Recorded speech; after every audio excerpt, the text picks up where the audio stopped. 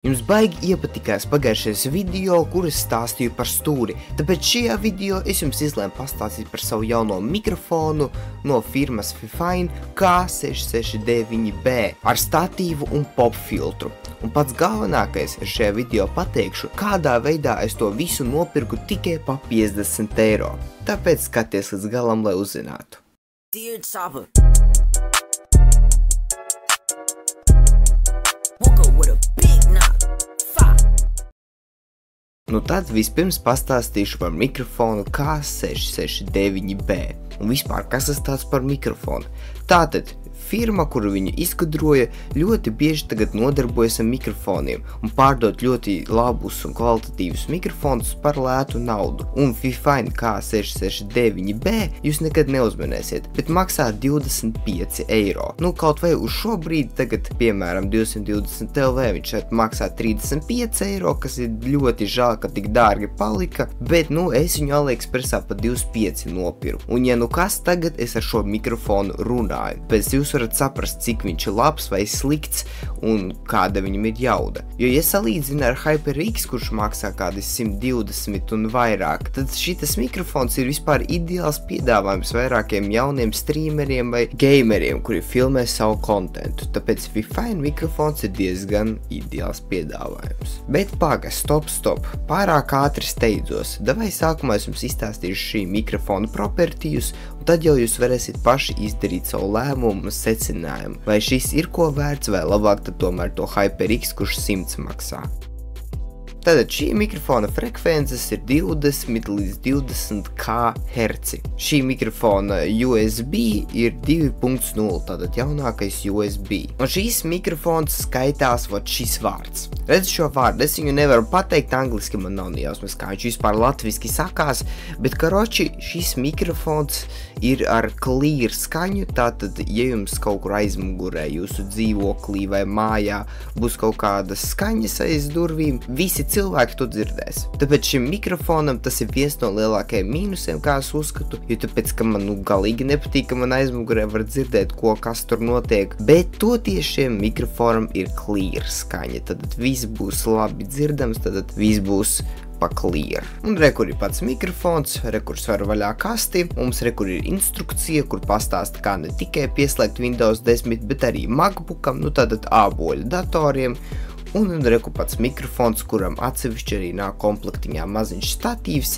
Neteikšu, ka ar viņu ir ērti, tad es ar viņu lietoju kādus jau vairākus mēnešus ar šo mazo statīvu un izlēmu tomēr pasūtīt lielo, jo tas ir ar mazo statīvu ļoti nērti un iesaku pēc iespējas ātrāk jums nopirkt lielo, ja jūs tomēr šo mikrofonu pirksiet. Un pirms es jums rādu lielo statīvu, tad es jums parādīšu pop filtru. Ja kas, es visu sūtīju AliExpressā un pop filtru arī. Pop filtrs ir kā pop filtrs, tie, kas nezin, kas ir pop filtrs, tas ir tas, kas ķipa noklusē visus tos nepatīkamos vējiņus, ka tu tā kā saki, tur tāds vējiņš ķipa izveidojas un viņš to kaut kā visu izslēdz. Nu es vēl līdz galam pats nesaprotu, ko pop filtrs īsti tur ņem nost, bet viņš taisa baigošu teli. Un rekur ir statīvs no Fifine firmas, tātad es viņu atvēru un viņā bija iekšā instrukcija un pats lielais statīvs. Starp citu viņam tā lejējā detaļa ir atsevišķi, tad jūs viņu uzliekat un pēc tam uz tās detaļas uzliekat pašu statīvu.